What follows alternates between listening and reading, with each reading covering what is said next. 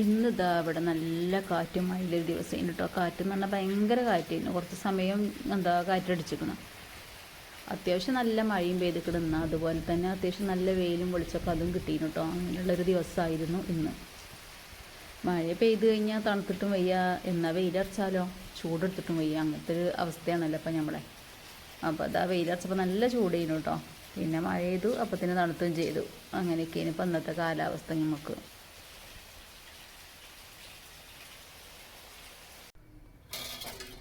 അങ്ങനെ ഇന്ന് ഞാനും മക്കളും ഒറ്റയ്ക്ക് തന്നെയാണ്. അതുകൊണ്ട് തന്നെ ഇന്ന് ഉച്ചയ്ക്ക് സ്പെഷ്യൽ മക്കളെന്ന് പറയുമ്പോൾ സുട്ടു സ്കൂളിൽ പോയിക്കണം. ഞാനും മോളും തന്നെ ഉള്ളതിന് നമ്മളമ്മ അവിടെ ഇല്ല, കുറച്ച് ദിവസമായിട്ട് വിരുന്ന് പോയതാണ് കേട്ടോ. ഇത്താൻ്റെ വീട്ടിൽ പോയതാണ്. ഇവിടുത്തെ രണ്ടാമത്തെ ഇത്താൻ്റെ കയ്യിന് ചെറുതായിട്ടൊരു സർജറി ഒക്കെ കഴിഞ്ഞിരിക്കണം. അപ്പോൾ അവിടെയാണ് അമ്മ. ഇൻഷാ അല്ലാഹ് നാളെ മറ്റന്നാളൊക്കെ ആയിട്ട് വരുമെന്ന് വിചാരിക്കണം. പിന്നെ കാക്കും ഡ്യൂട്ടിയിലാണ്, അപ്പോൾ ഞങ്ങൾ തന്നെ ഉള്ളൂ.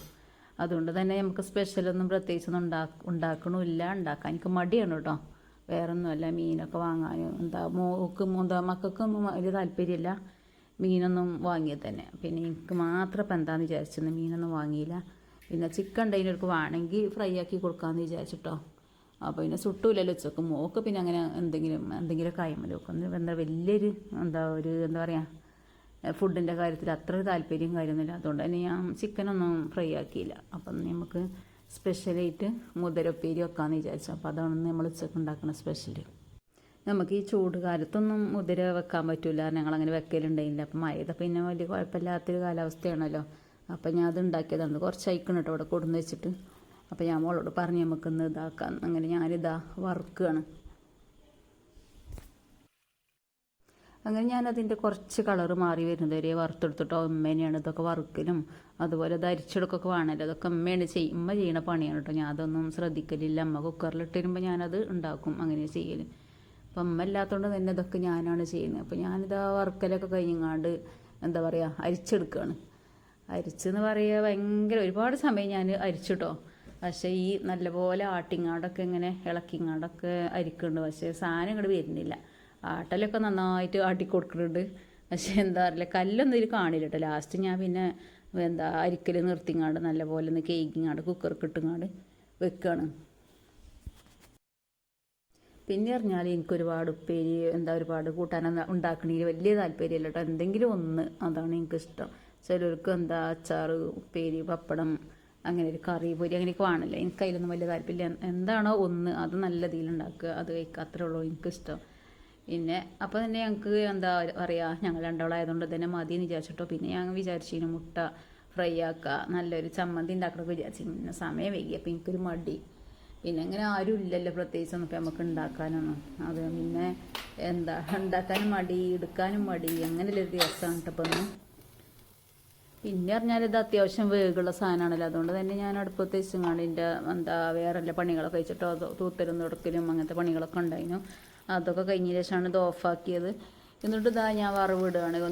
ഉപ്പും വെറും ഉപ്പിട്ടും കണ്ടാട്ടോ ഞാൻ അത് വേവിക്കാൻ വെച്ചിരുന്നത്. അത് കഴിഞ്ഞതിൻ്റെ ശേഷം ഞാനിതാ വറവിട്ട് കൊടുക്കുകയാണ്. വെന്ത് കിട്ടിയിരിക്കണം, അടിപൊളി വെന്ത് കണ്ടോ. അപ്പോൾ ഒരുപാട് വിസിലടിച്ചിരിക്കണം. നമ്മളെ ബീഫ് വിസിൽ അടിക്കില്ല, അത്രയും സമയം ഞാൻ വിസിലടുപ്പിച്ചിരിക്കണം. അതുകൊണ്ട് തന്നെ നല്ലോണം വെന്ത് കിട്ടി. പിന്നെ ഞാൻ വറവിടാൻ വേണ്ടിങ്ങാണ്ട് ചെറിയ ഉള്ളി വെളുത്തുള്ളി ഇട്ട് കൊടുത്തിക്കണ്. അതുപോലെ വറ്റൽമുളകും പിന്നെ കറിവേപ്പില, കുറച്ച് ആവശ്യത്തിനുള്ള മുളക് പൊടി ഇട്ടിട്ടാണ് ഞാനത് വറവിടുന്നത്. വറവിട്ടിട്ട് ഞാനിതാ കുക്കറിൽ നിന്ന് ഈ ചട്ടിക്കനെ മാറ്റി കൊടുക്കണം കേട്ടോ. അത് നല്ലപോലെ ഇളക്കി മിക്സാക്കി എടുക്കുന്നുണ്ട്.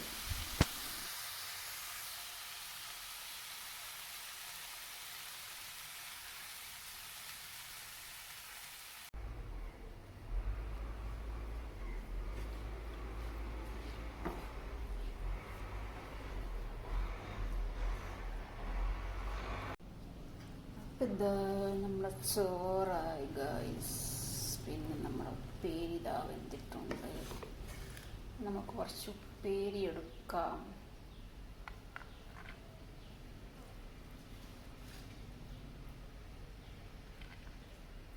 പിന്നെ അങ്ങനത്തെ പാർട്സ്.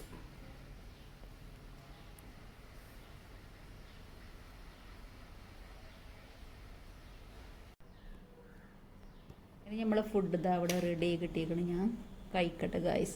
പിന്നെ വെച്ചാൽ നമ്മൾ ഇന്നലത്തെ ബീഫ് ഫ്രൈ ആണ് കേട്ടോ.